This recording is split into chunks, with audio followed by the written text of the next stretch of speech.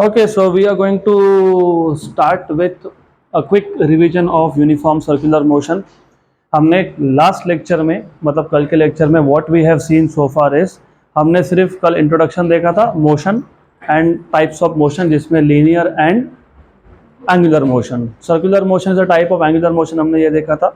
And then if you remember उसके बाद we have seen different parameters which you use to describe linear motion as well as angular motion. जैसे displacement, angular displacement, velocity, angular velocity, acceleration and angular acceleration. It is just for a quick recap क्योंकि इसके आगे जब तुमको dimensions या units पूछे तो आपको पता होने चाहिए. तो when you talk about linear displacement, unit is meter and dimensions L raised to 1.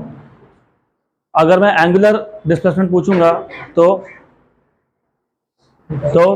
Theta से डिनोट करोगे, यस, बट रेडियंस में मेजर होगा and dimensions will be L0. मतलब डायमेंशन लेस क्वांटिटी है, it is a pure number क्योंकि angle is a pure number. Then if I ask you what is the direction of angular displacement, क्योंकि linear displacement का तो problem नहीं है. Linear displacement के case में the direction of displacement is in the direction of motion. But when you talk about angular displacement, उस case में direction of motion is given by which rule? Right hand thumb rule. तो उस case में आप क्या करते हो? You imagine the axis to be held in your right hand such that the fingers are curled and thumb is outstretched. If the fingers give you direction of motion, then the thumb gives you direction of angular displacement. फिर हमने देखा था linear velocity. Linear velocity का direction is same as that of displacement. Units थे meter per second. Dimensions are L1 t minus 1. Similarly, angular velocity, it is nothing but radian per second. Dimensions are L0 t minus 1. Direction of angular velocity and angular displacement are same. फिर हमने देखा था linear acceleration. Linear acceleration is meter per second square. Direction is either parallel or anti-parallel to that of velocity, क्योंकि ये velocity की value पे depend करेगा. अगर फाइनल वेलोसिटी ज़्यादा है तो एक्सेलरेशन और वेलोसिटी का डायरेक्शन सेम है. अगर फाइनल वेलोसिटी कम है तो एक्सेलरेशन और वेलोसिटी का डायरेक्शन अपोजिट है. Same is true with angular acceleration. तो अभी मैं उसमें जाऊंगा नहीं. इसके बाद हमने देखा था relation between linear parameters and angular parameters. Linear के केस में डिस्प्लेसमेंट तुम x से डिनोट करते हो और यहाँ पे थीटा से. x और थीटा का रिलेशन था x equal to r theta. Similarly v equal to r omega and a equal to r alpha. फिर हमने इक्वेशंस ऑफ काइनेमैटिक्स दोनों केसेस में कंपेयर किए थे. अगर याद है तो v equal to u plus at, ये था पहला equation of motion for linear motion. और by the way, I don't know how many of you remember, नहीं याद होगा तो मैं भी बता देता हूँ. ये जो इक्वेशंस ऑफ काइनेमैटिक्स है ये तुम डिराइव करते हो under a specific condition, that is acceleration is constant. तो ये यूज करते वक्त थोड़ा केयरफुल रहना. You can not apply it anywhere. वो हमेशा कांस्टेंट एक्सेलरेशन के लिए ही होता है. तो v equal to u plus a t में a is constant acceleration. Similarly इसका जो एंगुलर फॉर्म है that is omega final equal to omega initial plus alpha t. Omega final को हम लोग ओमेगा से डिनोट करते हैं, ओमेगा इनिशियल को हम लोग ओमेगा 0 से डिनोट करते हैं. Alpha is angular acceleration which is suppose to be constant. दूसरा था s equal to u t plus 1/2 a t square. तो यहाँ पे आएगा theta equal to omega naught t plus 1/2 alpha t square. V square equal to u square plus 2as, वहाँ आ जाएगा omega square equal to omega naught square plus 2 alpha theta. Right, good. इसके बाद हमने डायरेक्टली स्टार्ट किया था circular motion. तो हम लोग अभी सर्कुलर मोशन वापस एक बार देख लेंगे. I will not write down a lot about circular motion क्योंकि we are just revising now. तो if you remember circular motion, हमने सबसे पहले सर्कुलर मोशन डिफाइन किया था. The motion of an object along the circumference of circle is said to be circular motion. Circular motion में होते हैं दो टाइप. एक होता है यूनिफॉर्म सर्कुलर मोशन जिसको तुम इन शॉर्ट बोलते हो UCM, यूनिफॉर्म सर्कुलर मोशन. इस केस में रिमेंबर, इस केस में क्या होता है, क्या होता है इस केस में पार्टिकल का जो स्पीड है वो कांस्टेंट होता है। The motion of a particle along the circumference of circle with constant speed. Velocity गलती से भी बोलना मत, कांस्टेंट क्या है? स्पीड है। तो the motion of a particle along the circumference of circle with constant speed is known as uniform circular motion. इस केस में वेलोसिटी इज नॉट कांस्टेंट, क्योंकि velocity at any point is tangential. Particle अगर A point पे है तो velocity is along tangent, particle अगर B point पे आ गया तो velocity is again along tangent. और इफ यू सी केयरफुली, मैं ये जो वेलोसिटी वेक्टर्स है ना उसका मैग्नीट्यूड लगभग सेम दिखा रहा हूँ। क्यों? क्योंकि स्पीड इज सेम, सिर्फ डायरेक्शन चेंज हो रहा है। अगर पार्टिकल यहाँ पे भी आ गया तो स्पीड सेम है लेकिन वेलोसिटी का direction is along tangent, right. जिस केस में वेलोसिटी का सिर्फ डायरेक्शन चेंज हो, मैग्नीट्यूड सेम हो लेकिन डायरेक्शन चेंज हो, उस केस में एक्सेलरेशन होता है perpendicular to velocity, perpendicular to velocity. तो in this case the acceleration is directed towards the centre of the circle. इसलिए हमने इस एक्सेलरेशन को क्या बोला था? सेंट्रीपिटल। सेंट्री मतलब सेंटर, पिटल मतलब towards centre. So in case of UCM, uniform circular motion, there is only one acceleration which is directed towards the center। ये याद रखना क्योंकि अभी नॉन यूसीएम में दो आएंगे। तो यूनिफॉर्म सर्कुलर मोशन में सिर्फ एक ही एक्सेलरेशन है, that is towards the centre. It is called centripetal acceleration या फिर रेडियल, क्योंकि ये रेडियस के अलोंग है। वेल, तो यहाँ पे जो एक्सेलरेशन होता है इसके तीन फॉर्मूला बनते हैं, v²/r, where r is the radius of the circle, v is speed, या होता है r ओमेगा स्क्वायर, या फिर होता है v ओमेगा। हमने कल के लेक्चर में ऑलरेडी देखा है, we are just revising. Good, clear? तो I repeat again, the motion of a particle along the circumference of circle with constant speed is called as uniform circular motion। Uniform circular motion में velocity का direction होता है tangential, क्योंकि velocity एक vector quantity है। तो vector quantity तब change होगा या तो उसका मैग्नीट्यूड चेंज होना चाहिए, या फिर उसका डायरेक्शन चेंज होना चाहिए, या फिर दोनों ही चेंज होना चाहिए। यहाँ पे वेलोसिटी का क्या चेंज हो रहा है? डायरेक्शन, मतलब वेलोसिटी चेंज हो रहा है। वेलोसिटी जब चेंज होता है तो क्या होता है? एक्सेलरेशन। इस केस में जो एक्सेलरेशन है that is towards the centre and is known as centripetal acceleration. तो ये जो एक्सेलरेशन है that is centripetal. Good, right. And ये तो हमने लिख दिया scalar form of centripetal acceleration. अगर मुझे इसको वेक्टर फॉर्म में लिखना है, वेक्टर फॉर्म में क्यों लिखना है? क्योंकि acceleration is a vector quantity, तो आपको उसका डायरेक्शन बताना पड़ सकता है इन सम केसेस।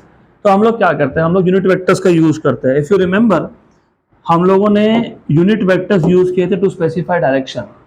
तो अगर मैं सेंटर से सर्कमफरेंस के डायरेक्शन में एक वेक्टर डिफाइन कर देता हूं, इसको बोल दूंगा r cap. So r cap is a vector, और कैप वेक्टर पता होता है ना, व्हाट इज कैप वेक्टर? हाँ, मतलब मैग्नीट्यूड कितना होता है? 1। So we are defining r cap vector which is pointing from center towards circumference, right? और एक्सेलरेशन का डायरेक्शन क्या है? अपोजिट। तो वेक्टर फॉर्म में अगर तुम लिखोगे तो a बार क्या मिलेगा? v²/r with a minus r cap। So negative sign indicates that this acceleration is directed from circumference towards center। तो towards center है। या फिर आप इसको ऐसा भी लिख सकते हो, -r omega square r cap, या फिर इसको आप ऐसा भी लिख सकते हो, -v omega r cap। Clear? How many of you remember what was the definition of r cap? Unit vector का डेफिनेशन क्या था? A vector divided by its own magnitude.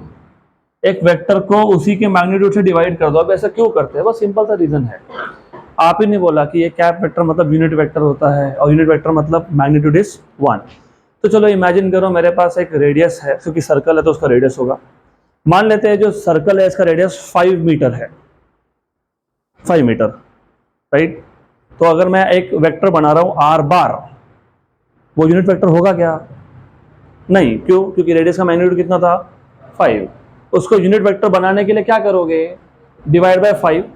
मतलब तुमने क्या किया, तुमने आर बार लिया, उसको उसी के मैग्नीट्यूड के साथ डिवाइड कर दिया। अगर मेरे पास एक दूसरा सर्कल होगा जिसका रेडियस मान लेते हैं 3 मीटर का है, तो मुझे रेडियस वेक्टर नहीं चाहिए, मुझे डायरेक्शन चाहिए। तो मैं क्या करूंगा, उस वेक्टर को किससे डिवाइड करूंगा, 3 से। तो बेसिकली जब आप एक वेक्टर को उसी के मैग्नीट्यूड से डिवाइड करते हो तो मैग्नीट्यूड कितना बन जाता है, 1। तो यू गेट ओनली डायरेक्शन। अब ऐसा क्यों बता रहा हूं मैं, क्योंकि यहां से what is r into are cap, what is r into are cap from here, r bar, r bar, ठीक है। तो ये जो एक्सेलरेशन है, इफ यू लुक, जो इसका सेकेंड फॉर्म था क्या था, minus r omega square are cap. इसको आप ऐसा भी लिख सकते हो, minus omega square are bar. तो कई जगह पे आपको कैप नहीं दिया होगा, आपको बताया होगा माइनस ओमेगा स्क्वायर आर बार। सही है, क्योंकि आर इंटू आर कैप क्या होता है, आर बार होता है। क्लियर यहां तक। तो अभी इसके आगे, तो इसके आगे है अभी अगला type. So next type of circular motion is non uniform circular motion. Interesting and simple. तो any guess what is non uniform circular motion? Speed is not constant. Very good. So the motion of a particle along the circumference of circle with varying speed, right? तो यहाँ पे speed भी change हो रहा है, यहाँ पे direction भी चेंज हो रहा है। तो पार्टिकल कहीं पे भी हो, मान लो पार्टिकल ए पॉइंट पे है, तो वेलोसिटी का डायरेक्शन तो टेंजेंशियल ही रहने वाला है। लेकिन in this case because speed is also not constant, तो डिपेंड करता है position to position, position to position velocity का मैग्नीट्यूड एंड डायरेक्शन दोनों ही चेंज होगा। तो may be particle at A has less speed but at B has more speed. Let us say C पे आने के बाद स्पीड इसका कुछ और ही आ गया, डी पे आने के बाद इसका स्पीड कुछ और ही है। So there are different values here. तो नॉन यूसीएम को डिफाइन कैसे करोगे, बहुत सिंपल चीज है, the motion of a particle along the circumference of circle, along the circumference of circle with varying speed, with varying speed is known as non-UCM, non-uniform circular motion। तो अभी आगे तुमको काम में आएगा ही, तो मैं अभी से बता देता हूँ। आगे जाके तुम दो टाइप के सर्कुलर मोशन की बात करोगे इसी चैप्टर में, may be by tomorrow we will study that also. एक होगा vertical circular motion which is something like this. तो ये जो वर्टिकल सर्कुलर मोशन है, व्हाट डू यू थिंक, ये यूनिफॉर्म सर्कुलर मोशन है कि non uniform? Uniform, non uniform? Non uniform. Why? क्योंकि लुक, जब ये बॉब, इसको बॉब बोलते हैं बाय द वे, पेंडुलम में एक स्ट्रिंग होता है, उसके नीचे एक मास होता है, इसको बॉब बोलते हो। जब ये बॉब ऊपर की तरफ जाएगा, it is moving against gravity. कोई भी ऑब्जेक्ट जब अगेंस्ट ग्रेविटी जाता है तो उसका स्पीड कम होता है, रिटार्डेशन होता है। तो स्पीड कम होते गया, कम होते गया, कम होते गया, और टॉप मोस्ट पोजीशन पे मिनिमम स्पीड मिलेगा, वो हम डिराइव करेंगे। उसके बाद जब नीचे आएगा तो स्पीड वापस से बढ़ेगा। स्पीड यहाँ पे चेंज हो रहा है, राइट। और मैक्सिमम स्पीड कहाँ पे होता है, लोवेस्ट पोजीशन पे। तो डायग्राम में मैंने जानबूझ के बी पे सबसे ज़्यादा स्पीड दिखाया है फॉर यू टू अंडरस्टैंड कि vertical circular motion is which type of motion, non uniform. तो जहाँ पे भी तुम वर्टिकल सर्कुलर मोशन ये वर्ड भी देख लिया तो समझ लेना it is non uniform circular motion. हाँ, स्पेशल केसेस है, लेकिन वहाँ पे वो उनको मेंशन करना पड़ता है, बताना पड़ता है कि ये जो मोशन है वर्टिकल है but it is with constant speed. वो भी हो सकता है, लेकिन that is a controlled vertical circular motion, right. और एक दूसरे टाइप का सर्कुलर मोशन हम देखेंगे which is something like this. पता है क्या है, दिस इज हॉरिजॉन्टल। अब हॉरिजॉन्टल सर्कुलर मोशन में normally height with respect to ground change नहीं होता, मतलब the object does not go against gravity. तो उस केस में वेलोसिटी मतलब स्पीड विल रिमेन कांस्टेंट। तो वो कौन सा होगा, यूसीएम, यूनिफॉर्म सर्कुलर मोशन, ये दोनों ही हमको देखने हैं इस चैप्टर में। तो ठीक है, तो you have example of both of this. एक है आपका UCM which is normally horizontal circular motion, और एक है आपका vertical circular motion which is non UCM, right. तो the motion of a particle along the circumference of circle with varying speed is known as non UCM. अब UCM और non UCM में major difference क्या है? Speed का तो है ही, और अगर आपको 11th स्टैंडर्ड का मोशन इन अ प्लेन का बेसिक्स याद है तो मैंने वहाँ पे आपको बताया था, जब जब सिर्फ डायरेक्शन चेंज हो तो acceleration is perpendicular to velocity. जब सिर्फ स्पीड चेंज हो, डायरेक्शन चेंज नहीं हो रहा है, सिर्फ स्पीड चेंज हो रहा है, अरे इमेजिन कर लो, क्या ही डिफिकल्ट है। फिजिक्स का मतलब ही होता है understanding the nature around you. चलो करके ही बता देता हूँ। आई am an object, I am not changing direction, I am just changing my speed, parallel और एंटी पैरेलल, वो लीनियर मोशन में होता है। तो जब वेलोसिटी का डायरेक्शन सेम रहे, सिर्फ मैग्नीट्यूड मतलब स्पीड चेंज हो, तो उस केस में एक्सेलरेशन इज ईदर पैरेलल और एंटी पैरेलल। बाय द वे वो लीनियर मोशन होता है, उसका सर्कुलर मोशन के साथ कोई कनेक्शन ही नहीं है। तो सिर्फ स्पीड चेंज वाला केस हम लोग डिस्कस ही नहीं करेंगे, because that is linear motion, बराबर। अब क्या बचा? Both will change. बोथ मतलब कौन? मैग्नीट्यूड एंड, तो यहां पे एक्सेलरेशन के भी दो कंपोनेंट्स आते हैं। तो इन सच केसेस जहां पे मैग्नीट्यूड और डायरेक्शन दोनों ही चेंज हो, एक्सेलरेशन के दो कंपोनेंट्स होते हैं। एक होता है due to change in speed और एक होता है due to change in direction. Due to change in direction कौन सा कंपोनेंट था? Due to change in direction कौन सा कंपोनेंट था? लास्ट केस में देखा ना हमने, वेलोसिटी का डायरेक्शन जब चेंज होता है तो एक्सेलरेशन कहां जाता है? हाँ, तो रेडियल कंपोनेंट है। तो कौन सा कंपोनेंट है? रेडियल। तो you need to remember this, याद रखना आप। Due to change in direction of velocity, acceleration का कौन सा कंपोनेंट है? Radial. And due to change in speed कौन सा है? टेंजेंशियल। तो इन सच केसेस, मतलब in case of non UCM, in this case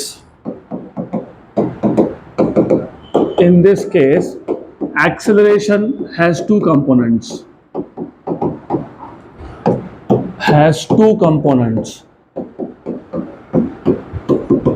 number one radial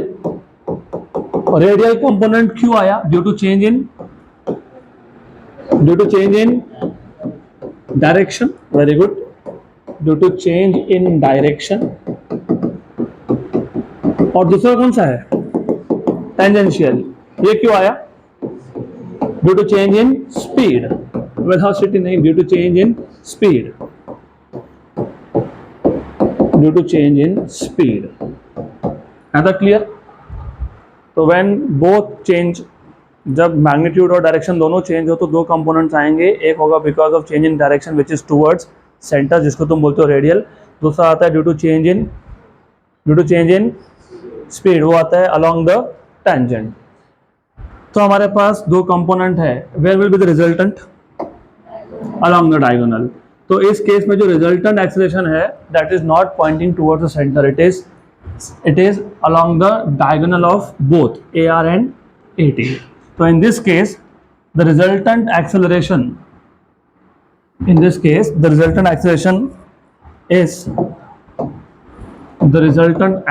is not towards the center. The resultant acceleration is not directed towards the center.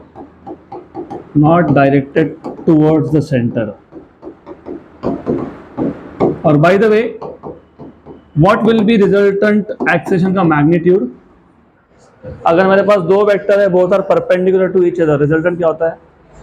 Under root of a square plus b square, मतलब AR square plus AT square, right. तो इस case में जो आपके पास resultant acceleration आया that is under root of AR square plus AT square, क्योंकि AR और AT में एंगल कितना था? 90, राइट। तो ये तो हो गया आपका थ्योरी पार्ट। इस पे जेई नीट दोनों में एक क्वेश्चन आया है और दिस इज वेरी इंपॉर्टेंट, हम सॉल्व करेंगे, लेकिन मैं आपको अभी बता देता हूँ। You should know this right now.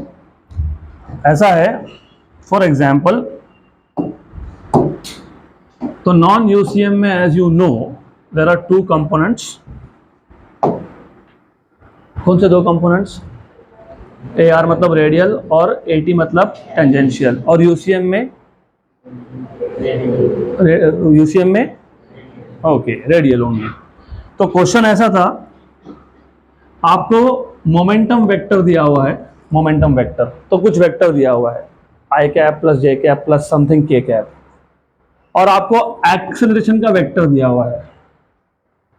तो you have been given two vectors, momentum vector and acceleration vector, और आपको पूछा है कि बताओ मोशन कौन सा है, यूसीएम है कि नॉन यूसीएम है। तो बताओ, did you understand my question? If I give you acceleration vector and if I give you momentum vector, ये वेक्टर फॉर्म में दिया होगा, समथिंग लाइक एक्स आई कैप, x1 आई कैप, y1 जे कैप प्लस z1 के cap, और ये दिया होगा x2 आई cap plus y2 जे cap plus z2 के कैप।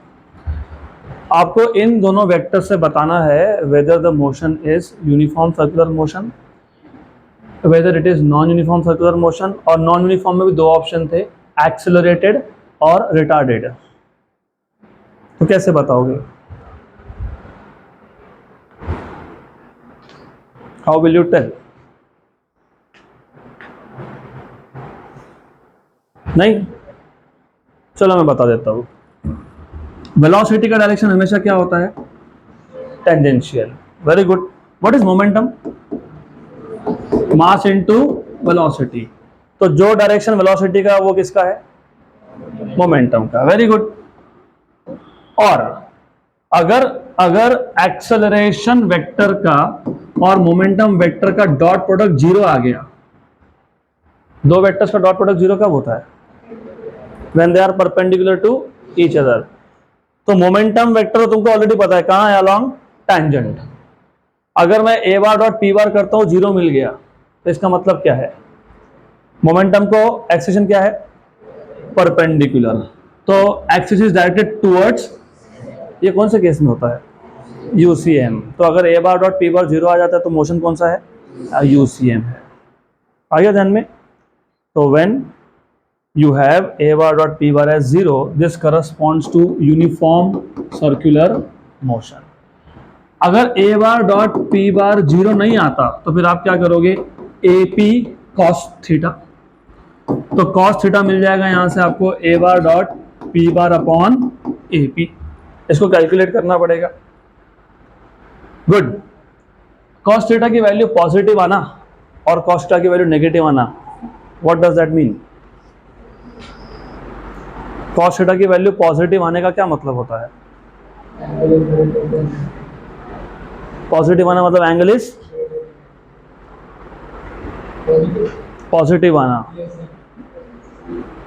ट्रिग्नोमेट्री 0 से 90 मतलब acute angle, that is first quadrant. पहले क्वाड्रेंट में सारे ही ट्रिग्नोमेट्रिक फंक्शंस पॉजिटिव होते हैं। तो cos थीटा की वैल्यू पॉजिटिव आना मतलब angle is acute. Acute angle का मतलब क्या होता है कि एक्सेलरेशन, रिजल्टेंट और मोमेंटम, इसमें एंगल कितना है? Acute, less than 90। और अगर cos थीटा की वैल्यू नेगेटिव आ रही है तो मोर देन 90, मतलब आपका जो रिजल्टेंट एक्सेलरेशन होगा वो यहां होगा। तो दिस इज ऑब्ट्यूस एंगल। तो ए बार डॉट पी बार, यहां से आप एंगल फाइंड करोगे। एंगल cos थीटा की वैल्यू अगर पॉजिटिव आती है तो angle is less then 90, that is acute. Negative आती है तो greater than 90, that is obtuse. तो यहां से तुम क्या बता सकते हो? नहीं, वो तो पता लग गया ना, A bar dot P bar zero नहीं आया मतलब नॉन यूनिफॉर्म है। अभी क्या चेक करना है? एक्सीलरेटेड है कि नॉन एक्सीलरेटेड है। वो कैसे बताओगे? Less than 90 it is accelerated and greater than 90 it is retarded.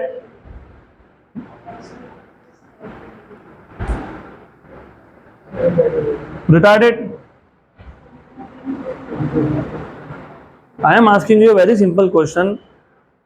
A bar dot P बार की वैल्यू जीरो मतलब क्या? क्यों ऐसा? क्योंकि मोमेंटम का डायरेक्शन हमेशा क्या होता है? टेंजेंशियल। और A bar dot P bar zero आ गया मतलब एक्सेलरेशन मोमेंटम को क्या है? परपेंडिकुलर। मतलब कहाँ पे है? Towards the centre. और एक्सेलरेशन टुवर्ड्स द सेंटर कब होता है? इन यूसीएम। जब ए बार डॉट पी बार की वैल्यू जीरो नहीं आई तो दो वैल्यू आ सकती है। मतलब A bar dot P bar is AP cos theta, तो आपको यहाँ से कॉस थीटा की वैल्यू या पॉजिटिव मिलेगी या फिर नेगेटिव मिलेगी। अगर पॉजिटिव मिल रहा है तो क्या होगा? एंगल लेस देन 90 है। नेगेटिव मिल रहा है तो एंगल ग्रेटर देन 90 है। तो what do you understand by that? तो एक्यूट एंगल के लिए द मोशन इज एक्सेलरेटेड और ऑप्टिक्स के लिए रिटार्डेड। ऐसा क्यों? वही तो मेरा क्वेश्चन था।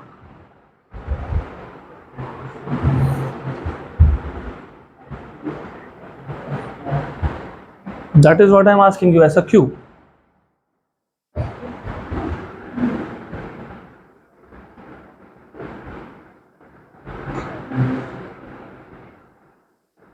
एक्सेलरेशन के दो कंपोनेंट्स में एक जाएगा टुवर्ड्स सेंटर, दूसरा जाएगा टुवर्ड्स टेंजेंट। तो टेंजेंट यहाँ पे आएगा ना। ये जो ए है इसके दो कंपोनेंट करोगे ना, तो ये कौन सा कंपोनेंट है? ये टेंजेंशियल कंपोनेंट किसको अपोज कर रहा है? वेलोसिटी को अपोज कर रहा है। मतलब मोशन को क्या करेगा? स्लो डाउन करेगा।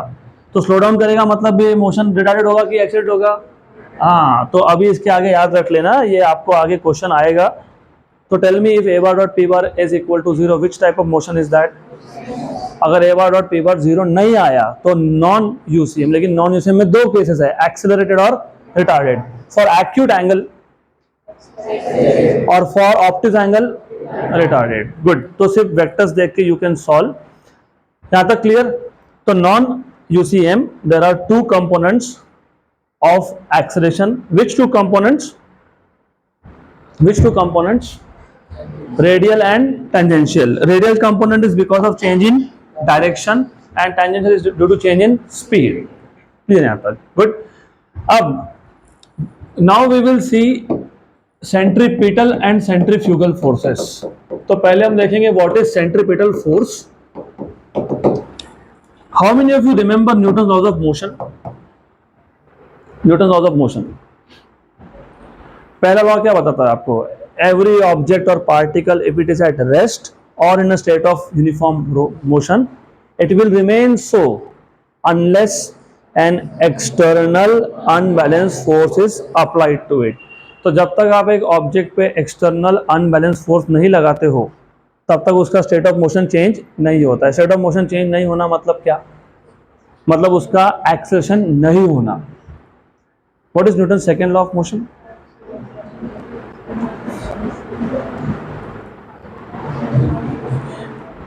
पहले लॉ ने बताया कि अगर आप एक्सटर्नल अनबैलेंस फोर्स नहीं लगाते हो तो एक्सेलरेशन प्रोड्यूस नहीं होगा। फिर कब होगा? जब आप एक्सटर्नल अनबैलेंस फोर्स अप्लाई करोगे। That is Newton second law of motion. It tells you that the rate of change of momentum is directly proportional to applied force and this change takes place in the direction of applied force. तो F equal to dp by dt और वहां से तुमको मिला था if you remember F equal to dp by dt। तो F equal to आ जाएगा d dt of p। p क्या है? Mass into. तो F equal to mass constant है तो dv by dt मतलब क्या? एक्सेलरेशन। तो F equal to क्या है? m है। तो Newton second law of motion gives you definition of force. इससे हमको क्या समझ में आता है? इससे हमको ये समझ में आता है कि अगर आपको एक्सेलरेशन प्रोड्यूस करना है तो क्या चाहिए? Very good. If you want to produce acceleration what is required? If you want acceleration what is required? Force. Very good. तो यूसीएम में यूनिफॉर्म सर्कुलर मोशन में एक्सेलरेशन था क्या?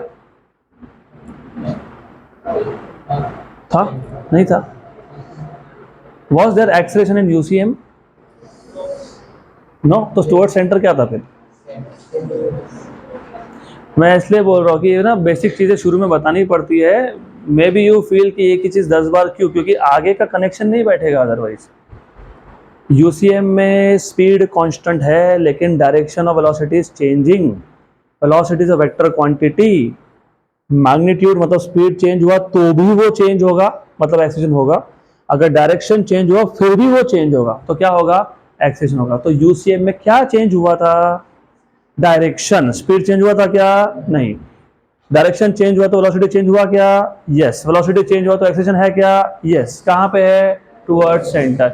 लेकिन न्यूटन के सेकंड लॉ ने तुमको क्या बताया कि जब तक फोर्स लगेगा नहीं तब तक वहां पे एक्सेलेरेशन हो सकता है क्या। लेकिन यूसीएम में तुम क्या बोल रहे हो, देयर इज एक्सेलेरेशन टुवर्ड्स, तो वहां पे टुवर्ड्स सेंटर क्या होना चाहिए, फोर्स होना चाहिए। तो that is called as centripetal force. So according to Newton laws of motion there is a force required to produce acceleration. So Newton's according to Newton's laws of motion,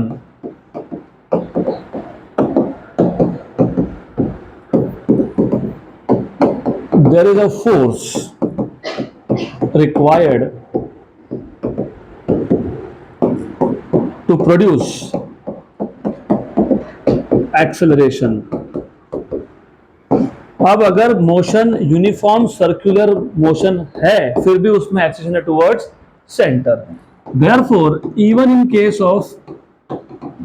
in case of UCM there is acceleration towards, कहां पे होता है acceleration, ये towards centre. Therefore acceleration बिना force के हो नहीं सकता। तो अगर टुवर्ड्स सेंटर एक्सेलरेशन है तो टुवर्ड्स सेंटर एक फोर्स भी है। So therefore there is a force acting on the particle towards centre and is known as, इसको क्या बोलोगे, which force is known as centripetal force. Very good, centripetal force. हाँ तक क्लियर। क्योंकि acceleration था तो एक्सेलेरेशन प्रोड्यूस करने के लिए फोर्स चाहिए, क्योंकि एक्सेलेरेशन टुवर्ड्स सेंटर था तो फोर्स भी टुवर्ड्स सेंटर चाहिए। ये कौन बोल रहा है, मैं नहीं बोल रहा हूँ, ये आप ही बता रहे हो। क्योंकि मैंने आपसे कल पूछा था कि ए bar equal to B bar का मतलब क्या होता है, तो आप लोगों ने मुझे बताया था A bar equal to B bar का मतलब होता है कि direction and magnitude is same. तो A bar equal to M B bar बोला तो मतलब क्या होता है, direction is same but magnitude is different. तो F equal to M A लिखूंगा तो क्या मतलब होता है, फिर direction is same but magnitude is different. तो जिस डायरेक्शन में एक्सेलरेशन है वहां पे क्या है, फोर्स है। तो फोर्स और एक्सेलरेशन डायरेक्शन क्या है, सेम है। दैट इज वाई, क्योंकि टुवर्ड्स सेंटर एक एक्सेलरेशन है तो टुवर्ड्स सेंटर क्या है, एक फोर्स है। अब मुझे बताओ सेंट्रीपिटल फोर्स का फॉर्मूला कैसे बनाओगे। What is force in general, mass into, तो अभी तुमने सेंट्रीपिटल एक्सेलरेशन के 3 फॉर्मूला लिखे थे ना, कौन से 3, हाँ, तो फिर से मास से मल्टीप्लाई कर लो, v स्क्वायर बाय आर, और कौन सा था, आर ओमेगा स्क्वायर, और कौन सा था, वी ओमेगा। वेरी गुड, तो 3 फॉर्मूला बन गए। But this formula of centripetal force is scalar form, हमको वेक्टर फॉर्म में चाहिए।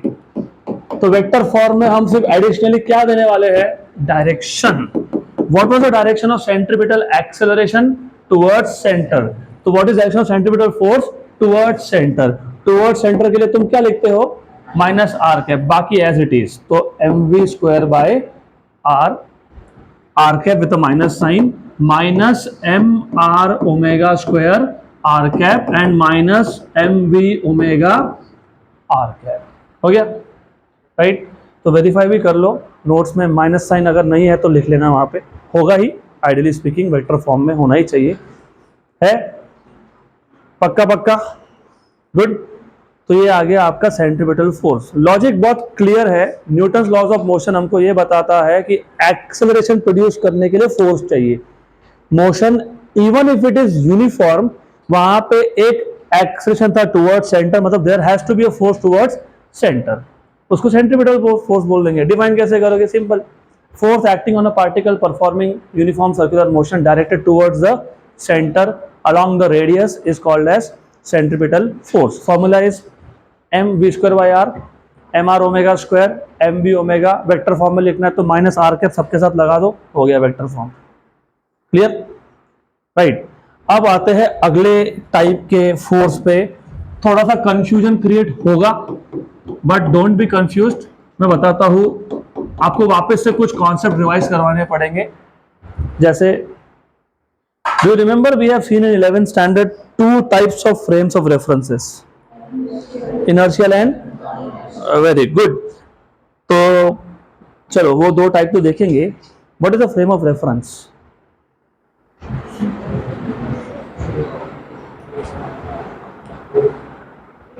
What is a frame of reference? What do you mean by a frame of reference? Quantity to be specific।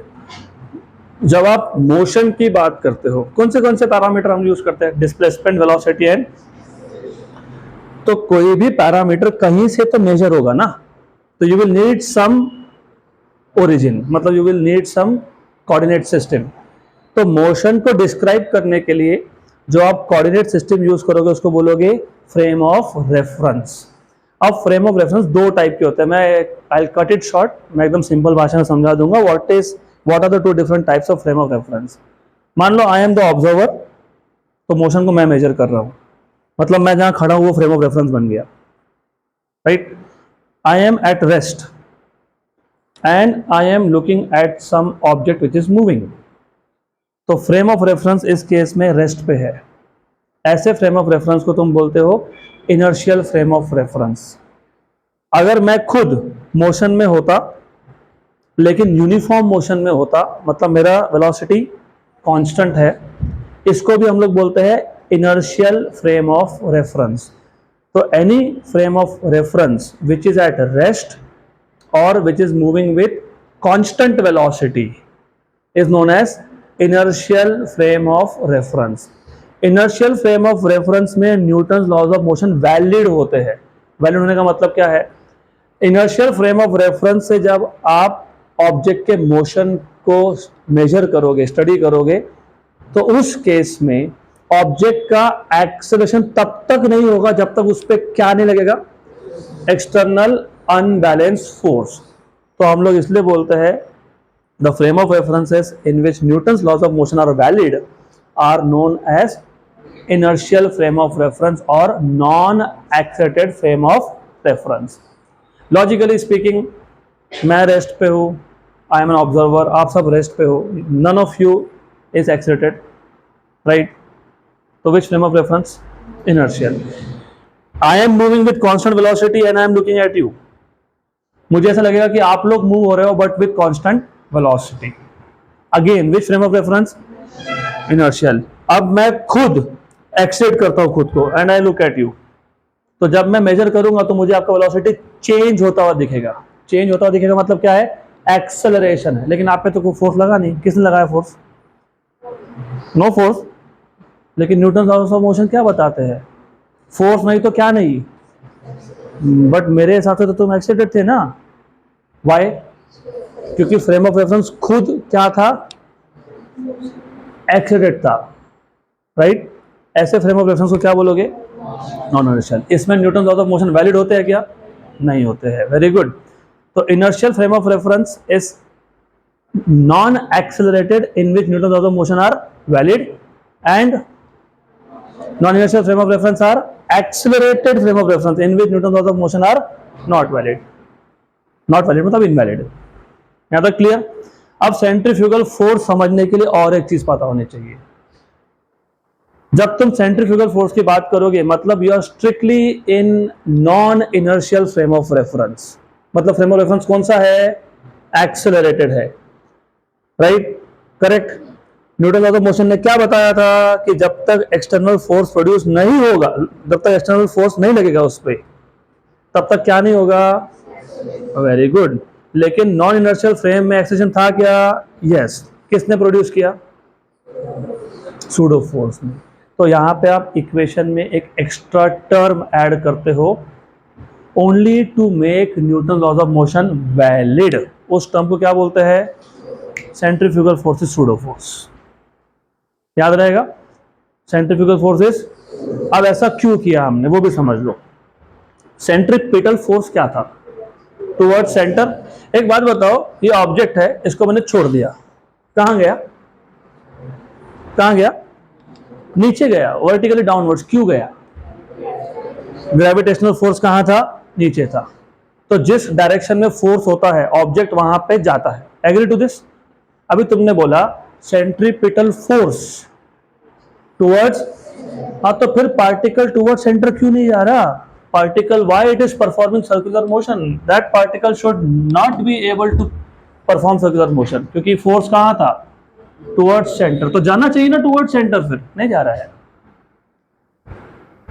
अब तुमने बताया ना, you told me कि object को drop किया तो ऑब्जेक्ट इज गोइंग डाउनवर्ड्स। क्यों डाउनवर्ड्स? क्योंकि रिजल्टेंट फोर्स मतलब ग्रेविटेशनल फोर्स कहां पे है? डाउनवर्ड्स। विच मीन्स जिस डायरेक्शन में फोर्स हो उस डायरेक्शन में क्या होता है? मोशन होता है। यहां पे फोर्स कौन से डायरेक्शन में था? तो फिर ऑब्जेक्ट को तो सेंटर की तरफ जाना चाहिए ना, नहीं जा रहा है वो। अगर सेंटर की तरफ जाता तो मोशन सर्कुलर होता ही नहीं, वो तो लीनियर मोशन बन जाता ना। तो क्यों नहीं जा रहा? उसको बैलेंस करने के लिए और एक फोर्स चाहिए, दैट इज सेंट्रीफ्यूगल। तो सेंट्रीफ्यूगल फोर्स ये रियल है कि सूडो है? Number 1 correct. Number 2, direction of centrifugal force क्या आएगा? अवे फ्रॉम सेंटर, क्योंकि टूवर्ड्स कौन था? तो उसको बैलेंस करने के लिए कौन सा फोर्स है? Centrifugal, which is away from. अब सेंट्रीफ्यूगल फोर्स आया क्यों ये भी समझ लो। मोशन चाहे वो यूसीएम हो चाहे वो नॉन यूसीएम हो, एक्सेलरेशन दोनों में ही होता है, क्योंकि यूसीएम में एक्सेलरेशन कहां होता है? टुवर्ड सेंटर, और नॉन यूसीएम में अलोंग द डायगोनल। लेकिन दोनों ही मोशन कौन से टाइप के हैं? एक्सेलरेटेड है कि नहीं? तो फ्रेम ऑफ रेफरेंस कौन सा है? नॉन इनर्शियल है, मतलब कौन सा है?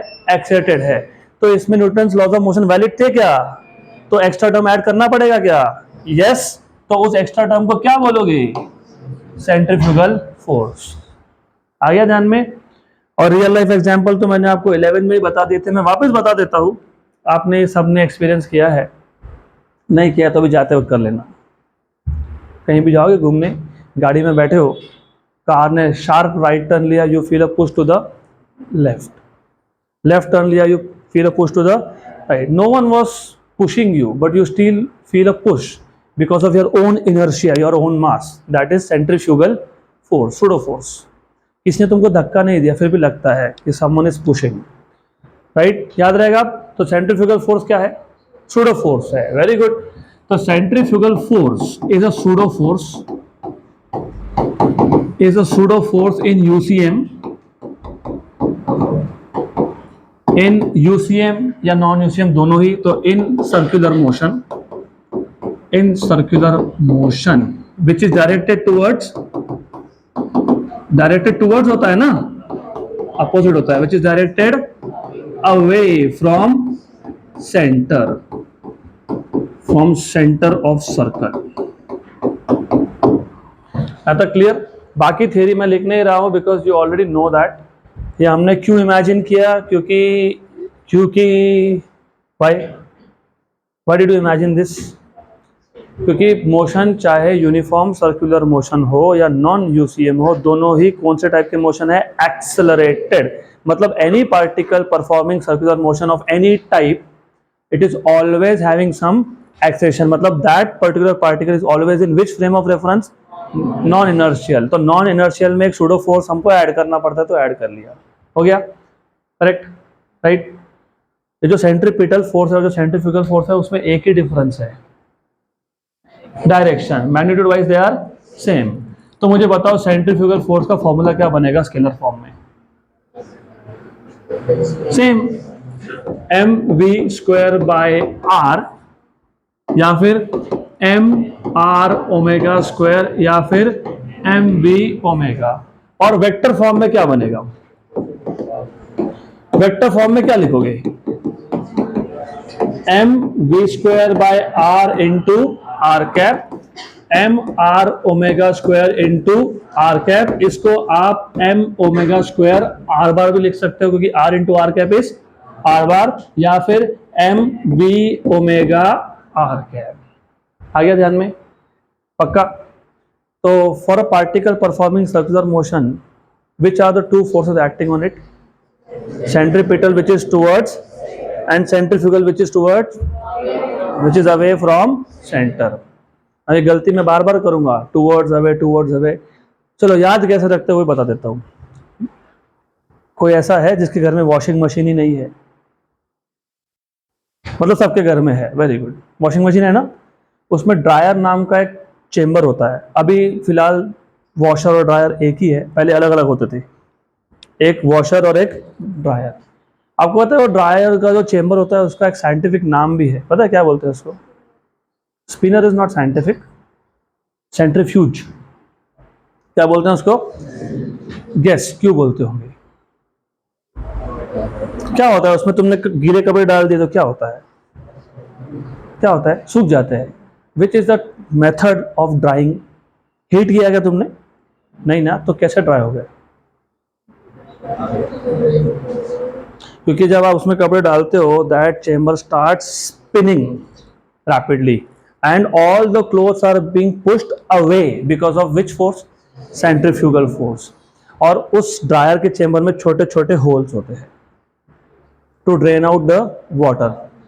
तो सेंट्रीफ्यूगल फोर्स दोनों पे ही लगता है, कपड़ों पे भी और उसके अंदर पानी है उस पे भी। लेकिन कपड़े because they are fabric large in size, वो होल से बाहर निकल नहीं पाएंगे, लेकिन वाटर कैन गो आउट। तो it is because of centrifugal force that the clothes get dried. तो पानी जो है ना, it is being taken away because of which force? इसलिए उसको सेंट्रीफ्यूज मशीन बोलते हैं। That is centrifuge. याद रहेगा? पक्का पक्का, गुड। तो अब अगला टॉपिक है एप्लीकेशंस ऑफ, एप्लीकेशंस है ना इसके बाद, if I remember correctly it is applications of uniform circular motion. तो next topic is applications of uniform circular motion. Very interesting. इसमें पहला एप्लीकेशन है vehicle on a horizontal circular track, on a horizontal circular track.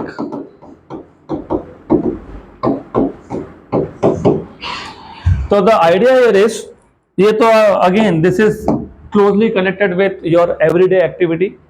आप कहीं भी जाते हो तो डेफिनेटली रोड्स पे टर्न आने ही वाले हैं। जब तक आप एक स्ट्रेट रोड पे चल रहे थे, you were performing linear motion, but when you are at the curvature you are performing part of circular motion, मतलब circular motion, right? और एक एक वर्ड इंपॉर्टेंट है, vehicle on a horizontal circular track. जो ट्रैक है, जो road है, वो हॉरिजॉन्टल है। ये हॉरिजॉन्टल होता है, ये वर्टिकल होता है, और इन बिटवीन को तुम ऑब्लिक बोलते हो। ये क्या है? हॉरिजॉन्टल। ये क्या है? इसको क्या बोलते हो? ऑब्लिक। तो हमारे पास जो रोड है वो हॉरिजॉन्टल है और उस पर एक टर्न आ गया। क्लास के बाहर ही है, जाते वक्त देख लेना, विल सी अ टर्न, है ना? रोड हॉरिजॉन्टल ही था ना, कैसे ऊपर उड़ गया रोड? नहीं ना, वो हाईवे पे होता है या रेसिंग ट्रैक्स पे होता है। मैं वो भी बताऊंगा, I will show you a video where you will understand. Highway पे if you travel sometimes, notice करना, टर्न आया ना तो तुमको दिखेगा कि जो रोड है थोड़ा सा ऊपर उठाया हुआ है। वो क्यों, वो समझेंगे आगे। अब here onwards remember one thing, anything, चाहे वो व्हीकल हो, चाहे वो कोई एक बॉल हो, चाहे वो इलेक्ट्रॉन हो, चाहे वो अर्थ मून सिस्टम हो, चाहे वो अर्थ सन सिस्टम हो, wherever there is a circular motion, required force is centripetal. अगर सेंट्रीपिटल फोर्स नहीं है तो सर्कुलर मोशन हो ही नहीं सकता है। तो सर्कुलर मोशन परफॉर्म करने के लिए which is the necessary force? Centripetal, right? Correct. And every force has a source, कहीं से तो आएगा ना फोर्स, राइट? तो अगर moon is revolving around earth in circular orbit, which force is required? Centripetal force. किसने दिया? Gravity, right? Electron is performing circular motion around nucleus, correct? किसने दिया? Electrostatic force of attraction between electron and nucleus. ये Bohr's का first postulate है, देखा ना chemistry में, एटॉमिक मॉडल्स, बोहर का पहला पोस्टुलेट यही बताता है, electron perform circular motion around nucleus and the necessary centripetal force is given by electrostatic force of attraction between nucleus and the electron. यहाँ तक क्लियर? अब फॉर एग्जाम्पल मैं ये बार बार आपको इसी का एग्जाम्पल देता हूँ, सॉरी टूट जाएगा ये, anyways will buy a new one. Physics is more important than breaking things. तो अभी यहाँ पे ये जो पार्टिकल है ये सर्कुलर मोशन परफॉर्म कर रहा है, एग्री? सेंट्रीपिटल फोर्स कहाँ से आया, कहाँ से आया, सोर्स क्या है, सोर्स थिंक, नहीं हाथ नहीं, hand is doing nothing, think think, tension in the string, very good. Tension और वेट का रिजल्टेंट, क्योंकि जब नीचे था तो वेट डाउनवर्ड्स था और टेंशन अपवर्ड्स था। तो in this case centripetal force is provided by resultant of weight and tension, क्योंकि जब ये ऊपर जाएगा ना तो वेट और टेंशन दोनों वर्टिकली डाउनवर्ड्स है, तो रिजल्टेंट मतलब प्लस माइनस जो होगा तब देख लेंगे, वो आएगा ही आपको आगे। अब आ जाते हैं हमारे टॉपिक पे। तुम गाड़ी चला रहे थे, टर्न आया, so you are performing which motion, circular motion. Which force is required, centripetal force. किसने प्रोवाइड किया? Friction between road and tyre. So in case of a vehicle on a horizontal circular track, the necessary centripetal force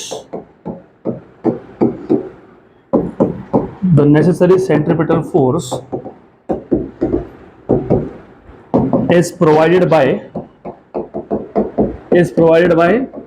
which force? force of कौन सा friction, static की kinetic?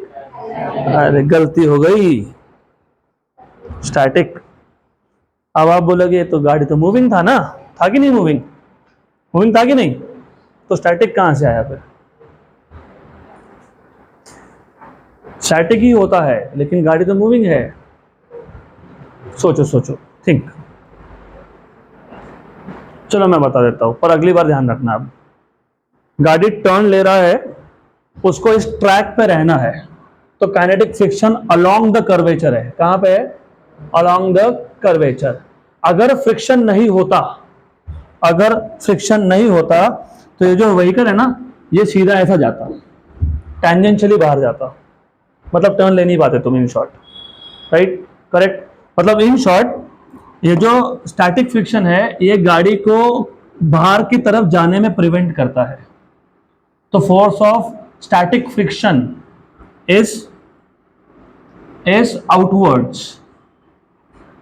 वापस ध्यान दो, गाड़ी track पे है क्या? यस। मोशन में है क्या? यस। गाड़ी आगे जा रहा है तो फ्रिक्शन कहां पे है? पीछे। कौन सा फ्रिक्शन? Kinetic friction. कौन सा फ्रिक्शन? गाड़ी टुवर्ड्स सेंटर या अवे फ्रॉम सेंटर जा रहा है क्या? नहीं। नहीं ऐसा जा रहा है क्या बाहर? नहीं। अंदर जा रहा है क्या? तो उस डायरेक्शन में कौन सा फ्रिक्शन है?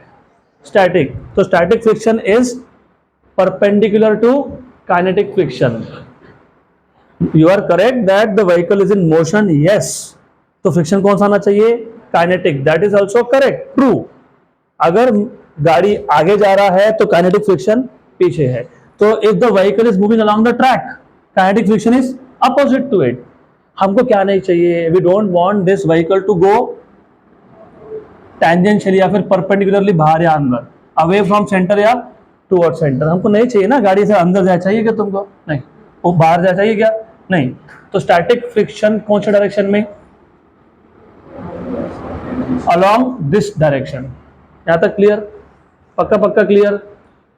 तो हम लोग यहाँ पे जब बात कर रहे हैं फोर्स ऑफ फ्रिक्शन की, तो कौन सा फ्रिक्शन की बात हो रहा है? कौन सा? हाँ, स्टैटिक फ्रिक्शन। तो force, centripetal force, necessary centripetal force is provided by force of कौन सा friction? Static friction. Which friction? Static friction. Clear है ना? कंफ्यूजन होगा तो मैं वापस बता दूंगा। Do you want me to repeat this? Okay, I am an vehicle, I was moving. कौन सा फ्रिक्शन? काइनेटिक। मोशन फॉरवर्ड है तो काइनेटिक कहाँ है, पीछे, right. Am I moving towards you और अवे फ्रॉम यू, तो मेरा मोशन टूवर्ड्स यू या फिर अवे फ्रॉम यू क्या है, स्टैटिक है, तो यहाँ पे कौन सा फ्रिक्शन होगा।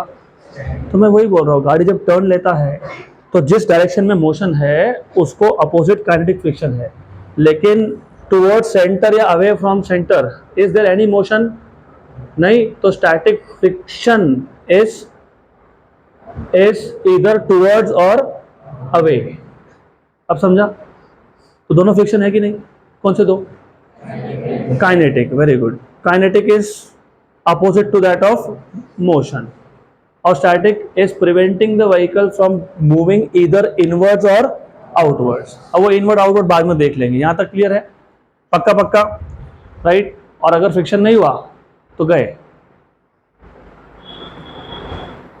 गाड़ी गई आपकी, रोड से ऑफ ट्रैक गए। तो centripetal force is provided by force of static friction. Centripetal कहां होता है, टुवर्ड सेंटर, तो स्टैटिक फ्रिक्शन कहां हो गया, अवे फ्रॉम सेंटर। बैलेंस कर दिया ना, क्योंकि सेंट्रीपिटल फोर्स तुमको सेंटर की तरफ खींचेगा, तो बैलेंस कौन करेगा, स्टैटिक फ्रिक्शन, फिर वो कहां होगा, अवे। यहां तक clear. What is formula of centripetal force, mv square by r बराबर। What is the force of static friction, mu times of normal reaction. What is normal reaction on a horizontal surface, mg। Horizontal surface पे जब एक object होता है तो weight is downwards and normal reaction is upwards, तो n की जगह पे क्या लिखोगे, क्या लिखोगे, mg, mm, सॉरी m और m कैंसल, तो v स्क्वायर क्या आ गया, म्यू एस आर जी, और v क्या आ गया, under root of mu S R G. तो ये जो तुमने v का इक्वेशन डिराइव किया, इस v के इक्वेशन को बोलते हैं मैक्सिमम पॉसिबल स्पीड। क्या बोलते हैं इसको, मैक्सिमम पॉसिबल स्पीड। उसका एक रीजन है, ये जो मैक्सिमम पॉसिबल स्पीड है ये किस किस पे डिपेंड करता है, म्यू एस आर और जी पे, बराबर। तो अगर हमको एक रोड पे टर्न लेना है तो we are completely dependent on mu S R and G. इसमें से हमारा कंट्रोल ना आर पे है ना जी पे है। क्यों, रोड बन गया, अब क्या तुम बोलने जाओगे कंस्ट्रक्शन वाले डिपार्टमेंट को कि रेडियस चेंज करो, बन गया, बात खत्म हो गई। अर्थ पे हो ना, अर्थ पे हो ना, तो जी की वैल्यू कांस्टेंट है, तो you are complete dependent on coefficient of static friction. ये कहां से आता है पता है, surface of road and tyre. इसके लिए बोलते हैं कि टाइमली या फिर कुछ हजार किलोमीटर के बाद गाड़ी का टायर चेंज कर लो, क्योंकि नहीं करोगे फ्रिक्शनल कोएफिशिएंट कम हो जाएगा। अगर वो कम हो गया तो तुम्हारा जो मैक्सिमम पॉसिबल स्पीड है with which you can take a turn safely, वो कम हो जाएगा।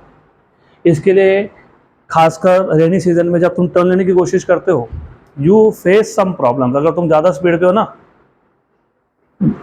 the vehicle will start skidding. So you are completely dependent on coefficient of static friction which comes from tire and road surface.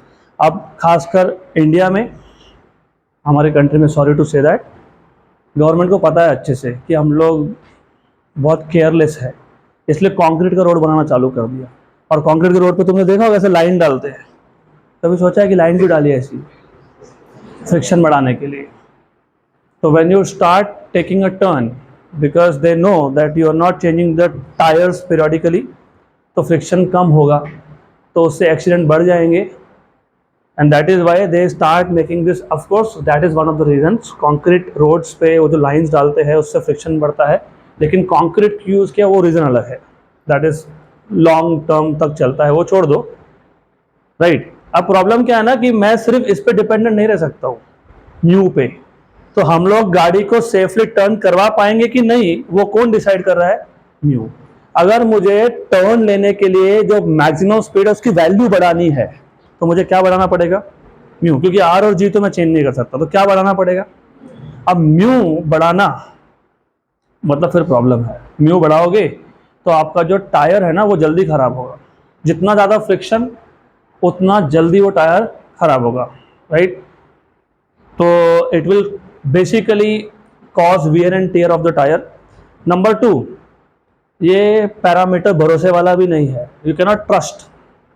भाई अभी बताया मैंने, बारिश के टाइम में पानी पड़ा है, ऑयल पड़ा है, तो ये जो पैरामीटर है it changes from weather to weather also, और खासकर जहाँ पे बहुत ज़्यादा ड्यू का प्रॉब्लम होता है वहाँ तो फिर प्रॉब्लम है ये। गुड। तो अब इस प्रॉब्लम को सॉल्व करने के लिए, तो पहले प्रॉब्लम समझ में आया, गाड़ी टर्न ले रही है हॉरिजॉन्टल रोड पे, तो it becomes a part of circle. Circle पे अगर सर्कुलर मोशन परफॉर्म करना है तो विच force is required?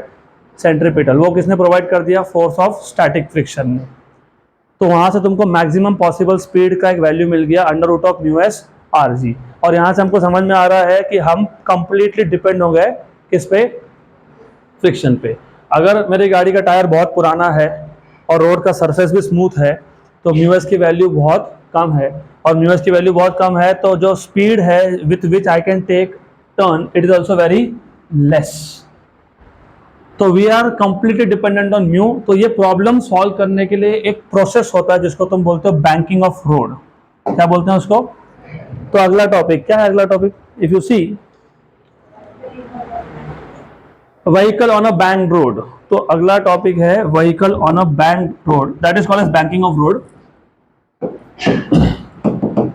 Vehicle on a banked road, this is very interesting. सबसे पहले ये बैंकिंग ऑफ रोड क्या होता है वो समझ लेते हैं।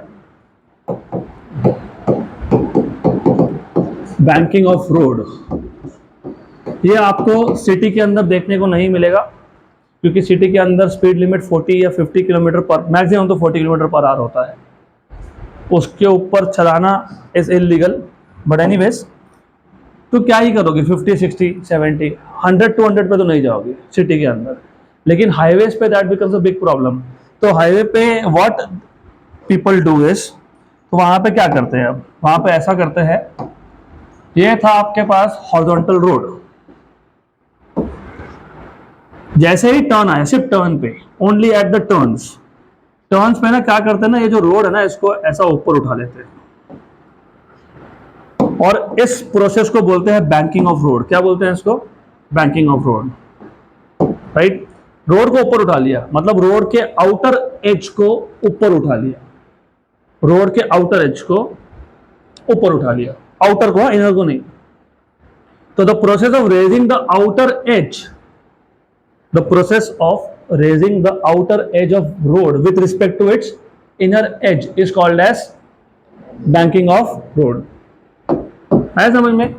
रोड था, हॉरिजॉन्टल था, टर्न आया, थोड़ा बाहर वाला जो साइड है उसको थोड़ा सा ऊपर उठा लिया। बाहर वाला मतलब वो डिवाइडर नहीं, उसको छोड़ के अपोजिट। रोड पे डिवाइडर होता है ना, दो साइड आने जाने के लिए, तो डिवाइडर वाला साइड नहीं, वो बाजू वाला। कौन सा बाजू वाला? Outer, outer as. तो आउटर एज को क्या कर लिया तुमने? ऊपर उठा लिया। इस प्रोसेस को क्या बोलोगे?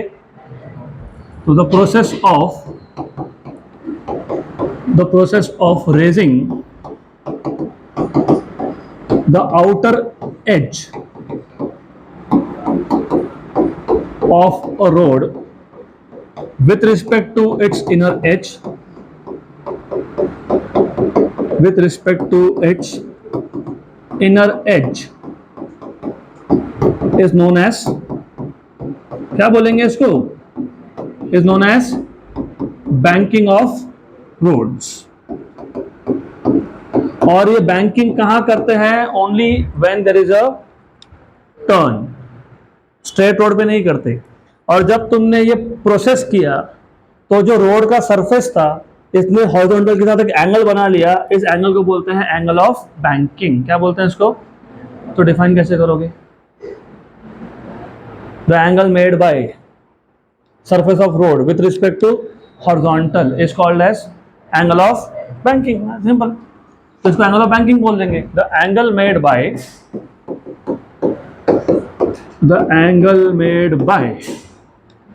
surface of road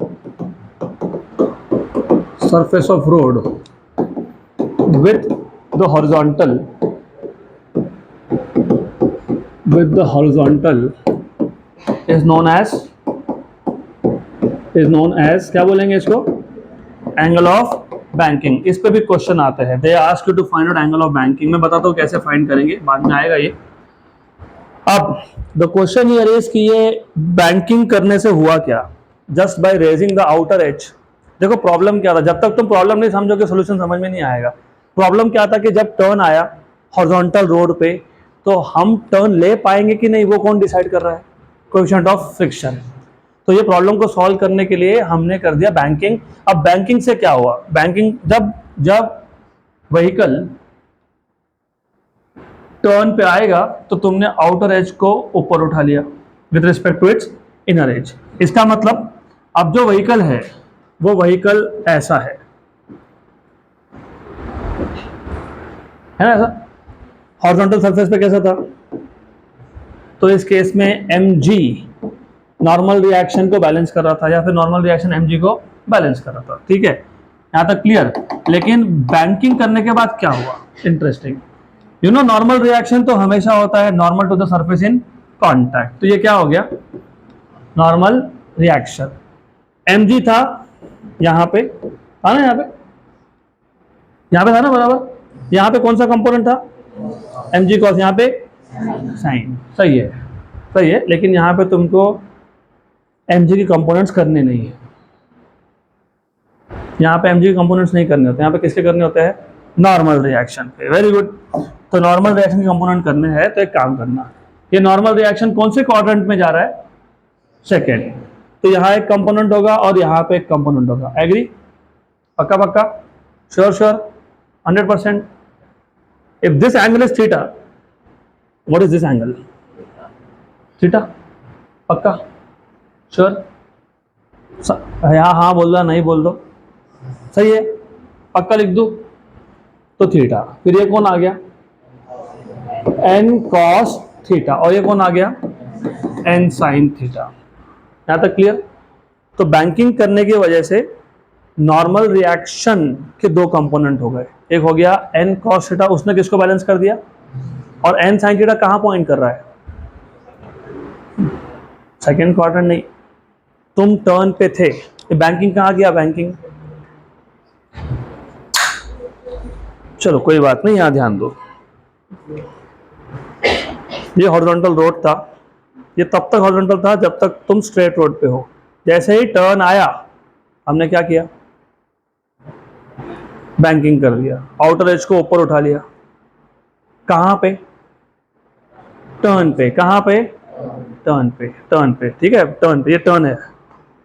इधर कौन सा कंपोनेंट पॉइंट कर रहा है, बराबर, सही है ना। ये कर्वेचर बना कि नहीं, हर एक कर्वेचर का सेंटर होता है कि नहीं, सेंटर कहाँ होगा, सेंटर कहाँ होगा। तो n sin थीटा कहाँ पॉइंट कर रहा है, टुवर्ड सेंटर। और सर्कुलर मोशन में टुवर्ड सेंटर कौन सा फोर्स होता है, तो ये n sin थीटा क्या प्रोवाइड कर रहा है, centripetal force. Very good.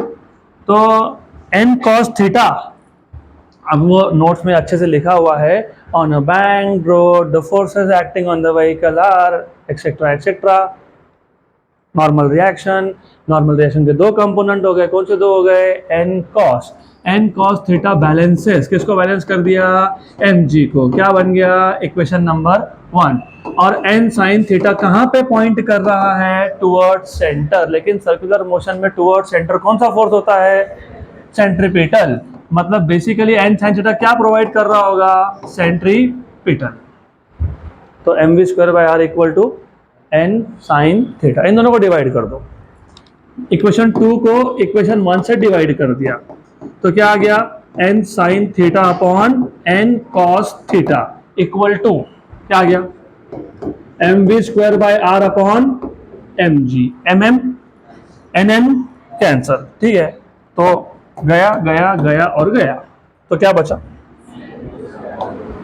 Sine theta upon cos theta, मतलब कौन, tan थीटा इक्वल टू क्या आ गया, v square by are G. अब ये इक्वेशन याद रखना, क्योंकि यहां से तुमको एंगल ऑफ बैंकिंग मिलेगा, राइट, करेक्ट। अब हम फाइंड कर लेंगे मोस्ट सेफ स्पीड। अभी मोस्ट सेफ स्पीड क्या बताता हूं, यहां से tan theta equal to v square by are G से v स्क्वायर क्या मिल जाएगा, आर जी tan थीटा, v क्या मिल जाएगा, under root of R G tan theta. आ गया समझ में यहाँ तक? जब तक तुमने बैंकिंग नहीं किया था तब तक v की वैल्यू क्या थी? टर्न पे, कर्वेचर पे क्या वैल्यू थी? Under root of mu S R G. अब ऐसा सोचो, मेरी गाड़ी का टायर बहुत ही पुराना है, मतलब कंप्लीटली स्मूथ है, और रोड के सरफेस पे भी फ्रिक्शन नहीं है, मतलब म्यू की वैल्यू क्या हो गई? क्या हो गई? 0। तो उस केस में मैं गाड़ी को प्रॉपरली टर्न करवा पाऊंगा कि नहीं? नहीं। मतलब अगर फ्रिक्शन खत्म तो you can not make the vehicle go on the circular track, क्योंकि हम लोग कंप्लीटली किस पे डिपेंडेंट है? किस पे? फ्रिक्शन पे। यहाँ तो फ्रिक्शन आया ही नहीं, अब तक तो बात ही नहीं होगी। मतलब इवन इफ फ्रिक्शन इज 0, गाड़ी का टायर एकदम स्मूथ है, रोड पे भी फ्रिक्शन नहीं है, फिर भी you can take safe turn. इसके लिए इसको क्या बोलते हैं? Most safe speed. Even without friction, friction नहीं था फिर भी यू कैन टेक टर्न। आ गया? तो हमने वो फ्रिक्शन पे डिपेंडेंसी खत्म ही कर दिया।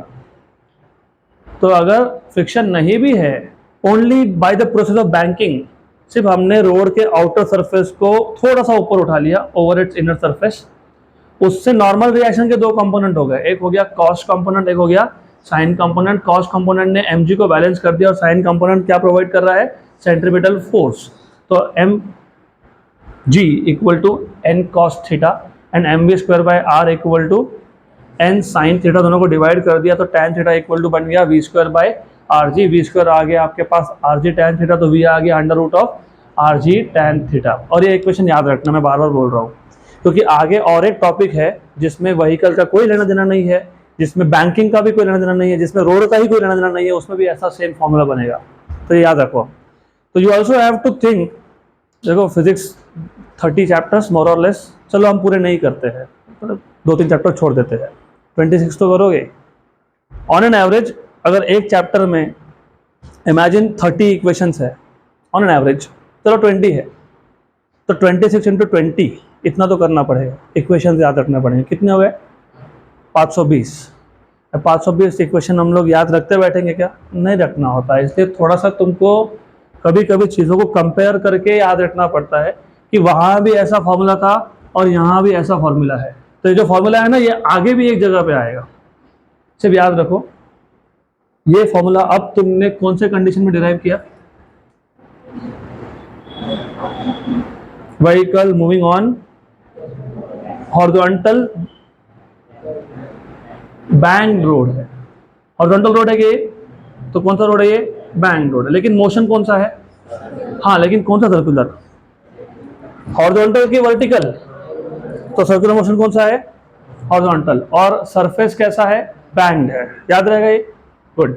अब इसमें हमको एंगल ऑफ बैंकिंग फाइंड करना है। एंगल ऑफ बैंकिंग तुम यहीं से निकाल लोगे। If tan theta is equal to V square by are G, तो what is theta? tan inverse of V square by are G. ये मिल गया आपको एंगल ऑफ बैंकिंग। हो गया? ज्यादा क्लियर? इसके बाद हमको फाइंड करना है स्पीड लिमिट्स। अब ये स्पीड लिमिट मतलब क्या? ये जो स्पीड का तुमने इक्वेशन डिराइव किया, जिसको तुमने क्या बोला है? Most safe speed.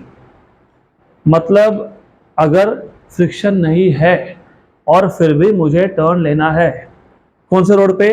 Bank road पे, तो what is the most safe speed? Under root of R G tan theta. R constant है क्योंकि रोड बनने के बाद रेडियस फिक्स हो गया, जी कांस्टेंट है और थीटा भी कांस्टेंट है, मतलब ये वैल्यू क्या है? कांस्टेंट है। आगे ध्यान में, फॉर एग्जाम्पल चलो मान लेते हैं कि ये जो वैल्यू है मोस्ट सेफ स्पीड का 50 मीटर पर सेकेंड है। बहुत ज्यादा हो गया अभी, 50 metre per second is too much. 20 metre per second मान लो। What is 20 metre per second in kilometre per hour? 72।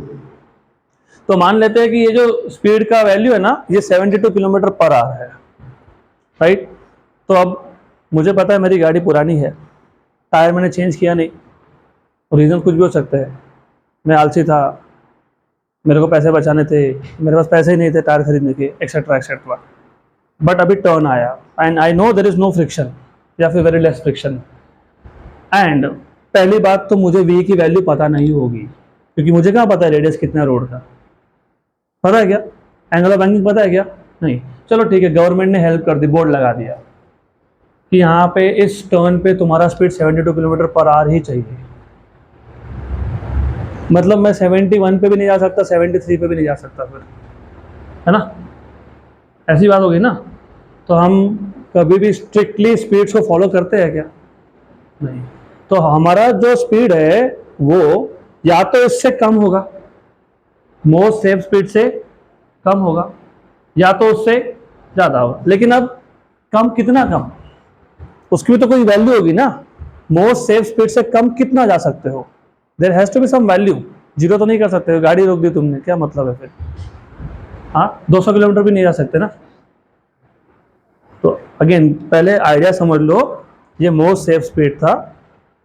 मतलब अगर मैं इस स्पीड से टर्न लेता हूं तो I am safe, I can take that turn even without friction.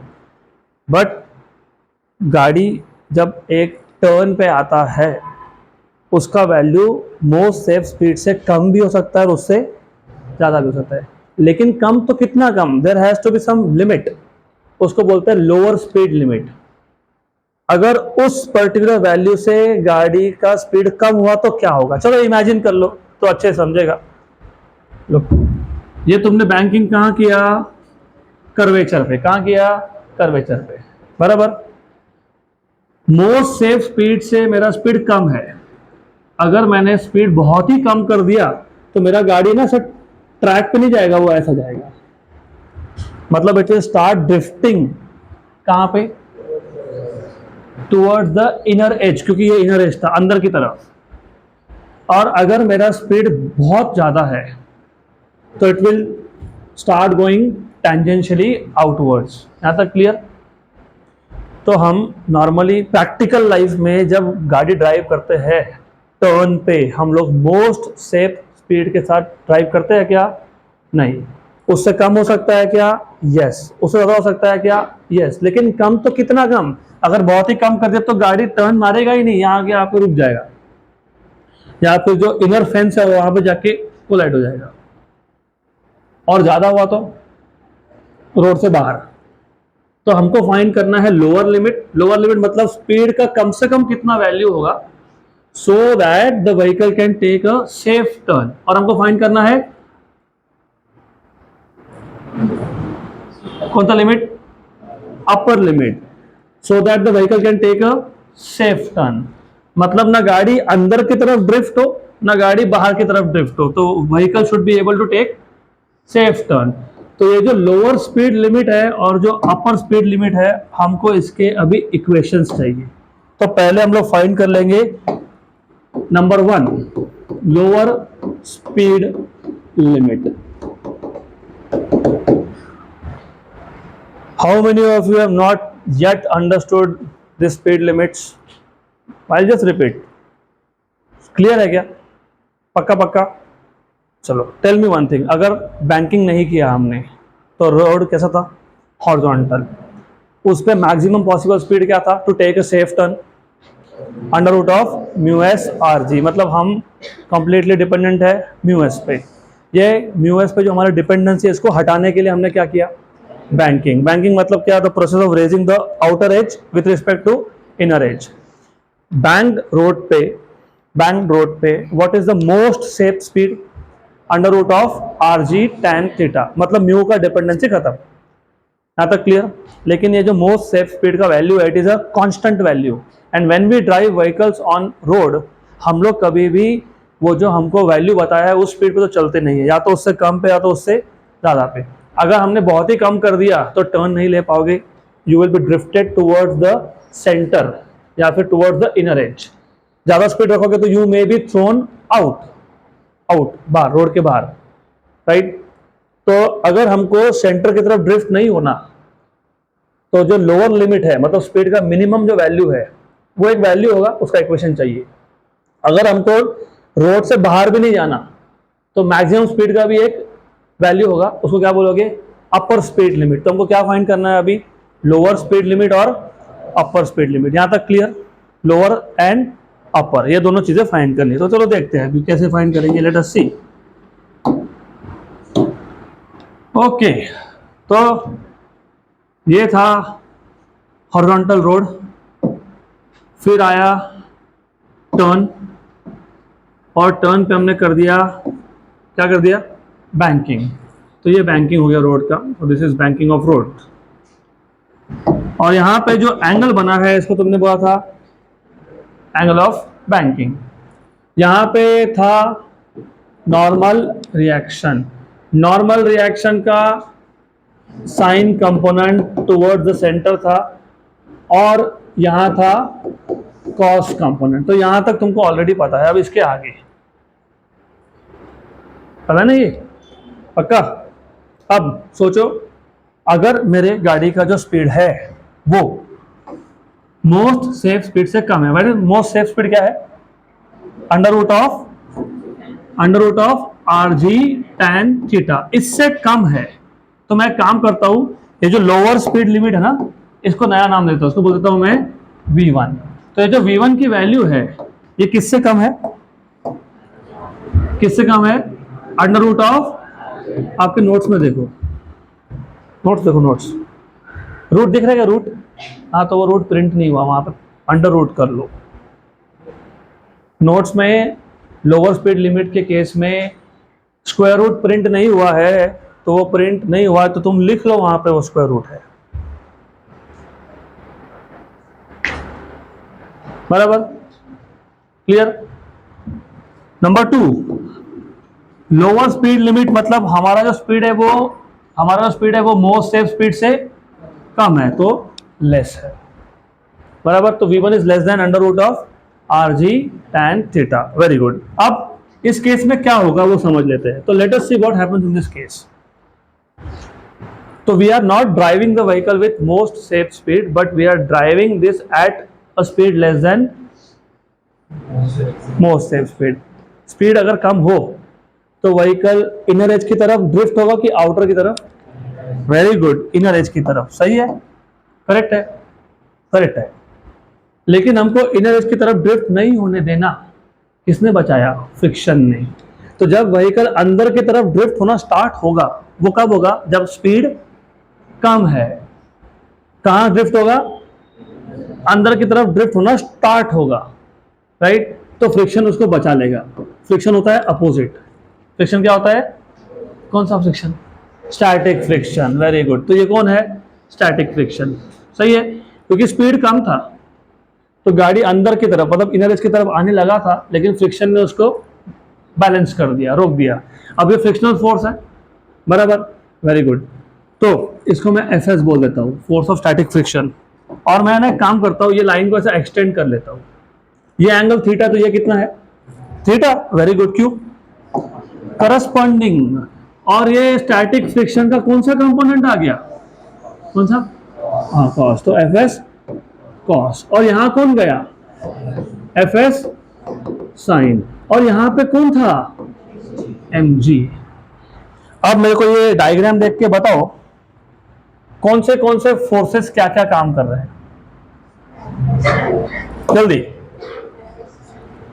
N cos theta और एफ एस साइन थीटा, ये दोनों मिलके क्या कर रहे हैं, वेट mg को बैलेंस। और इससे पहले आप कंफ्यूज हो जाओ, मैं वापस बता देता हूं, यहां पे गाड़ी थी जो मैंने दिखाई नहीं है, ये गाड़ी बोर्ड के बाहर आ रहा है क्योंकि ये रोड पे आगे जा रहा है। कहां जा रहा है, आगे। तो the vehicle is coming towards you, but it is on a circular track and that circular track is banked। तो बैंकिंग हुआ है यहाँ पे, और उसका जो स्पीड है वो मोस्ट सेफ स्पीड से कम है। तो चांस था कि जो गाड़ी है ये इनर एज की तरफ ड्रिफ्ट होगा, चांस था, नहीं हुआ। क्यों नहीं हुआ, किसने बचा लिया, फ्रिक्शन ने। तो यहाँ तक क्लियर। अब एन कॉस थीटा और एफ एस साइन थीटा ये दोनों मिलकर क्या कर रहे हैं, एम जी को बैलेंस कर रहे हैं। सेंटर कहाँ है रोड का, कहाँ पे है, राइट साइड में है। तो सेंट्रीपिटल फोर्स कौन प्रोवाइड करेगा, एन, बस एन साइन थीटा। मैंने इसलिए बताया था, वो मैंने आपको पेंडुलम का केस बताया था, जब पेंडुलम लोएस्ट पोजीशन पे होता है तो वेट कहाँ है, टेंशन कहाँ है, तो टेंशन माइनस वेट ने क्या प्रोवाइड किया था, सेंट्रीपिटल फोर्स। यहाँ पे टुवर्ड सेंटर कौन है, अवे कौन है, और सेंट्रीपिटल फोर्स टुवर्ड सेंटर होना चाहिए, तो इन दोनों का रिजल्टेंट कहाँ होना चाहिए, तो सेंट्रीपिटल फोर्स कौन प्रोवाइड कर रहा है, N sine theta minus F S cos theta equal to M we square by R. अभी आर को कैपिटल लिखो स्मॉल लिखो, मुझे याद नहीं, नोट्स में मैंने कैपिटल लिखा है कि स्मॉल लिखा है, डज नॉट मैटर। आर क्या है, radius of curvature of road. पक्का कि उल्टा लिखूं, F S cos minus N sine, वो कौन हो जाएगा, सेंट्रीफ्यूगल हो जाएगा। Very good. इसके बाद इससे पहले टॉपिक में तुमने क्या किया था, दो इक्वेशन बनाए थे, दोनों को क्या किया था, हाँ तो यहाँ भी वही कर लो, फिर डिवाइड कर लो, इक्वेशन 2 को इक्वेशन 1 से डिवाइड कर लो, N sine theta minus F S cos theta divided by equation number 1 क्या है, N cos theta plus F S sine theta equal to M we square by are upon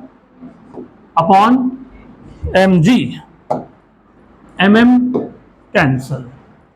यहां तक clear. अब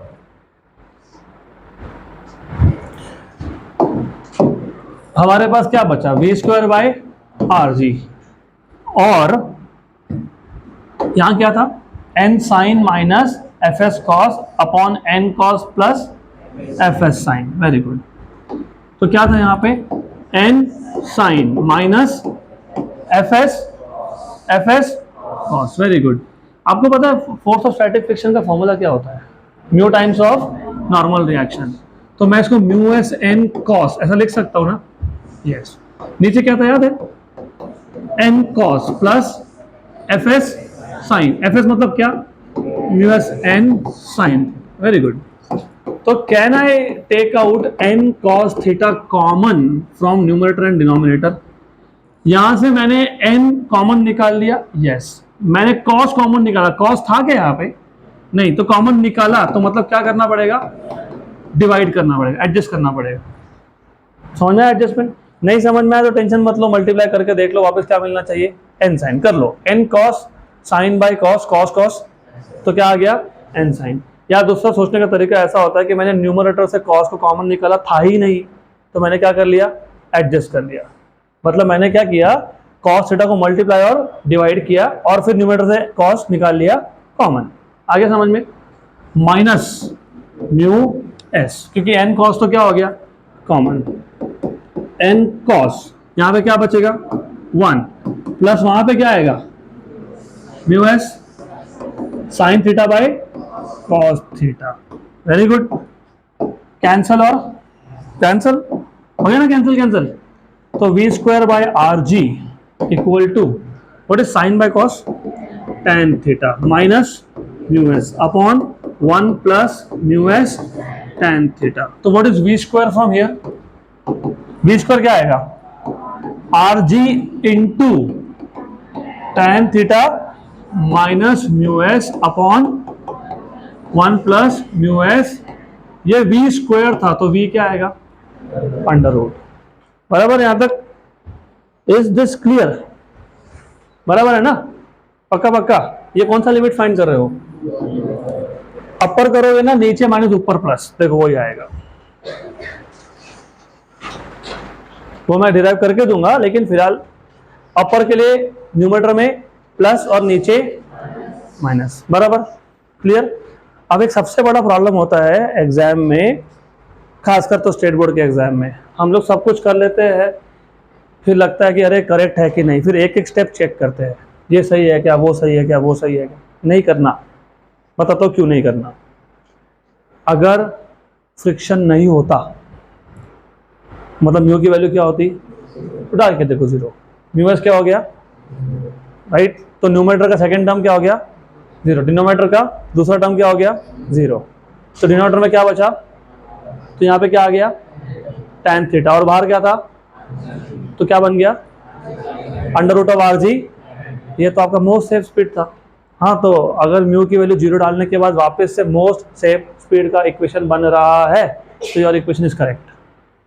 तो correct है ये, पक्का पक्का करेक्ट है, श्योर श्योर। तो एक बार मैं वापस बता देता हूँ कि हुआ क्या।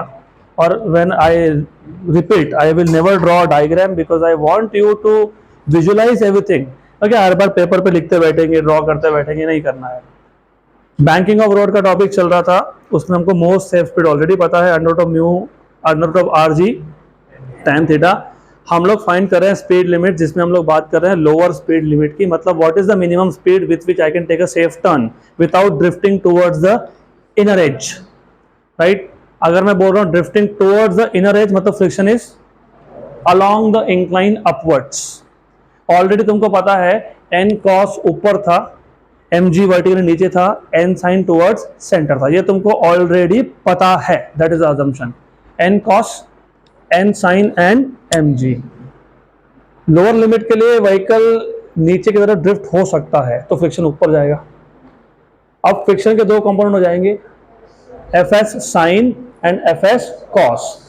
N cos plus F S sine, इसने मिलके क्या किया, एम जी को बैलेंस कर दिया, तो एक इक्वेशन बन गया आपका कौन सा, N cos plus F S sine equal to M ji.